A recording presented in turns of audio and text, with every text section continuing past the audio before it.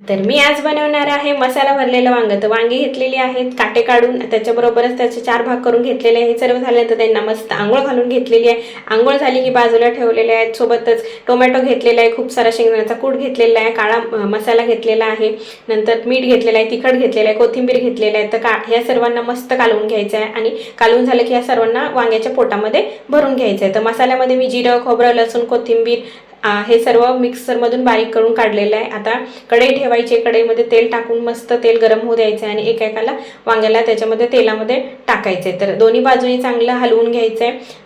दोन्ही बाजूनी चांगलं परतलेलं दिसलं की त्याच्यावरती झाकण ठेवून 2-3 मिनिटांसाठी ठेवायचे. आणि हे सर्व झाल्यानंतर बघा तुम्हाला जेवढ्या क्वांटिटीमध्ये पाणी हवं आहे, ग्रेव्ही हवं आहे तेवढं तुम्ही टाकायचं आहे आणि दोन्ही बाजूनी चांगलं मस्त वाफेवरती शिजू द्यायचं आहे. तर मस्त शिजलेलं आहे आणि सोबतच मेथीची भाजीसुद्धा आहे, चपातीसुद्धा आहे. तर अशा पद्धतीने नक्की करून बघा, खूप छान लागतं. चला तर या खायला. बाय.